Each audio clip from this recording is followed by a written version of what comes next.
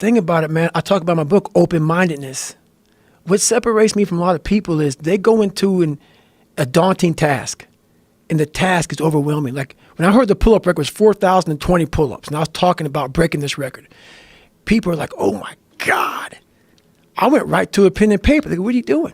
I'm doing the math, man. What are you talking about? I'm open-minded to the fact that, okay, if I do 5 pull-ups on a minute for so many hours, I can get so many pull-ups in. How much time do I have to rest? I was breaking the math down. You have to be open-minded to the possibilities that I can do this. Once you shut your mind down to the possibility that it can be achieved, there's no way it can happen. So that's why my eyes and my body light up about things, because I know that if you're in a fight, you have to attack. You have to keep attacking. The enemy has to know he is not going to give up. You must break the soul of whatever the fuck is in front of you. That's what I realized. I was never breaking the soul of anything in front of me.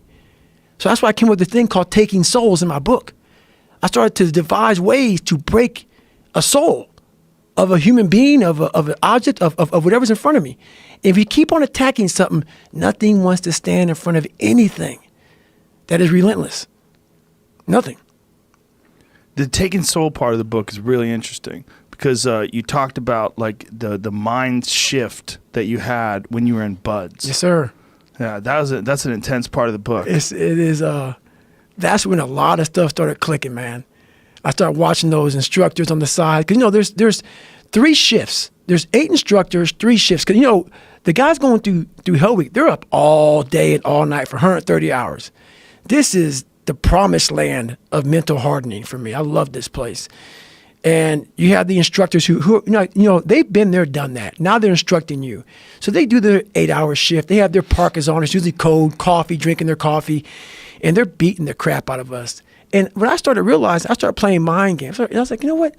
I bet these fuckers are looking at us, judging themselves about when they were going through Hell Week. About, let me see, I'm looking at Goggins right now. I was better than him. I was better than that guy. I was better than that fucker over there. And I was like, okay, you're going to judge me, right? All right. So that's what I'm going to do to you. So what I started doing was I got my boat crew 2. It's in the book. It's a great, great story. I said, come here, guys. You can't break boat crew 2. You can't break boat crew 2. So it's Wednesday, and everybody's broken. Everybody's beat up, man. And like this is when you start moving like a robot. Everybody's like just trying to get through Hell Week now, and your energy's zapped. And they know Wednesday's like that over the hump. I love that you talked about that in the book too, that they put it in your head that Wednesday you're going to be tired. Oh yeah, and that's another thing. They tell you how you're supposed to feel, so you are feeling that way. I was like, don't let these motherfuckers tell you how you're supposed to feel. No, it's day 1, motherfucker. This is hour 1. So I was getting my boat crew all jacked up. I said, we're going to take these motherfuckers' souls. So when they had us doing this simple thing that guys are struggling with, Boat Crew 2 was just launching the fucking boat in there, yelling, yeah, you can't fucking hurt us. Can't hurt Boat Crew 2. And I looked on the instructors' faces, and it looked like someone had just fucked with their soul. And I looked at my guys in my boat crew, and I said, hey, guess what? Those motherfuckers aren't fucking tonight. We own space in their fucking head. We own space. They're going to think about us tonight. They could think about how the You're fuck. killing boners. That's right. Charging. And we start fueling off of that. We start fueling off the fact that, man, it takes 1 second of energy to steal everybody's. And then you have all the energy you need. That's all you need. You need to look at someone's eyes. You know how it is when you fight somebody and you broke that motherfucker. He's like, oh, God, man, I don't want to go back to the next round. And you feel like, my God, I can fight all day. I can fight all day long. That's what taking souls is. But you have to have the will, the heart, the courage to go that distance when you're exactly jacked up. You have nothing left to give and give more. That is an interesting thing about the mind, is that you can find inspiration, and when you find inspiration, when you get charged up, all of a sudden you have energy. That's right.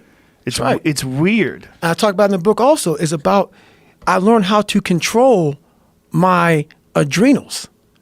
If you know how you get that fight or flight response when you get to move real quick. Yeah. And I started learning the mind a lot, how to get myself jacked extremely fast, like in a horrible environment when everybody's miserable. I learned how to really find strength in the misery. When everybody's suffering, everybody's all poopy pants and their mentality's down and everything, I started just like, my God, this is where I shine. And I started using all that misery for tons and tons of drive and motivation to then lead people further. Because you can get a lot of power through misery. And once people see that, my God, Goggins is fucking going, then everybody says, roger that. Let me get my shit and go too.